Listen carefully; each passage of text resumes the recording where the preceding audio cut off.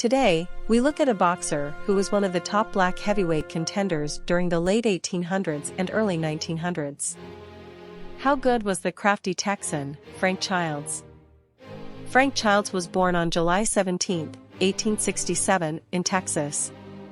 His exact birth location is unknown or disputed. Childs stood 5 feet 9.5 inches. He had an aggregate weight of approximately 173 pounds for his career. Childs's career spanned from 1892 to 1911. He had 40 wins, 9 losses, and 8 draws. 24 of his wins were by knockout. His win percentage was 70, and his knockout percentage was 42.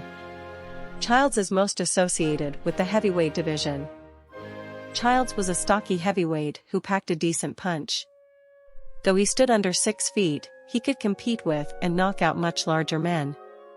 Childs fought many of the best heavyweights available during his time, despite never getting a shot at the world heavyweight title. Childs's career got a fast start as his first 2 fights were against veteran heavyweight pugilist George Lablanche in 1892. Childs knocked out Lablanche in the 3rd round of their first fight on February 18. The Lablanche team claimed that their fighter was under the influence of liquor at fight time. They met in a rematch on March 24 in Los Angeles, California. The Los Angeles Herald reported the matchup as the greatest heavyweight fight ever seen on the coast.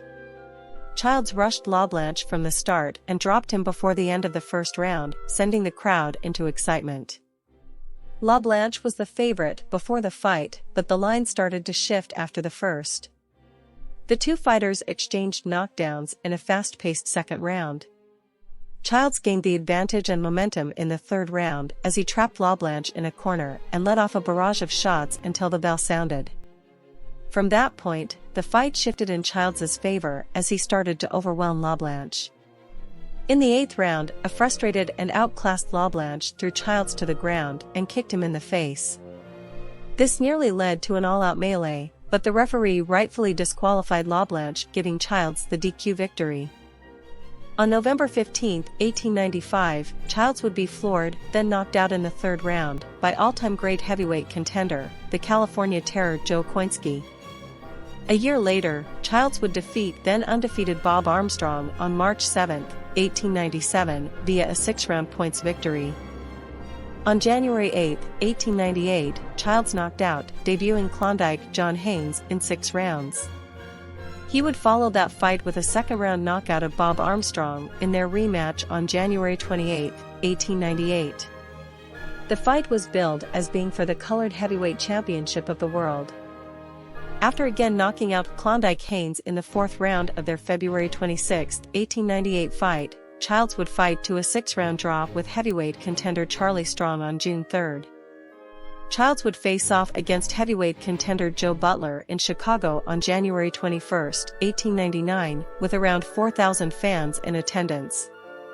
The 2 men battled hotly to start, but in the 2nd round, Butler repeatedly hit Childs while in a clinch to the degree that prompted the referee to disqualify him from the fight at that moment. The men had an agreement that prevented hitting in clinches. On March 4, 1899, the Colored Heavyweight Championship of the world was on the line when Childs again met Bob Armstrong.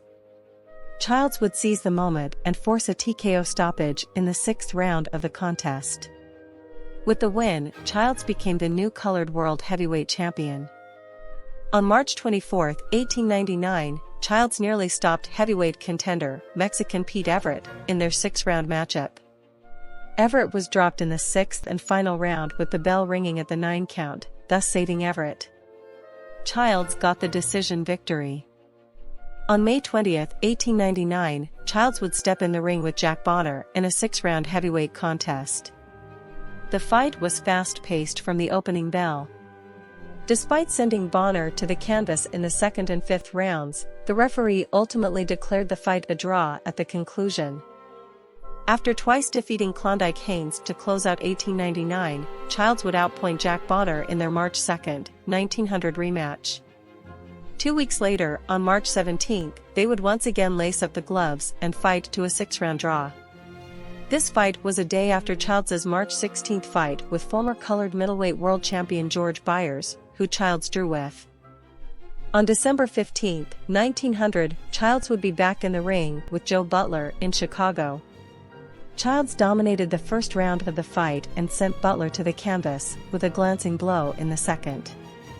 Though he didn't appear to be hurt, Butler stayed down and was counted out.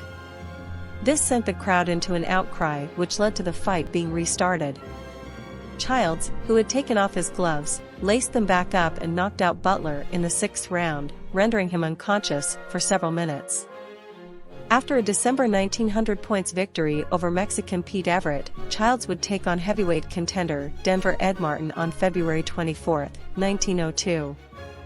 The taller and longer Martin used his length to outbox Childs from the outside, picking up a 6-round points victory.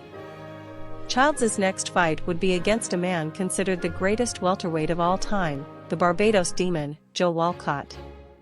The fight took place on October 9, 1902.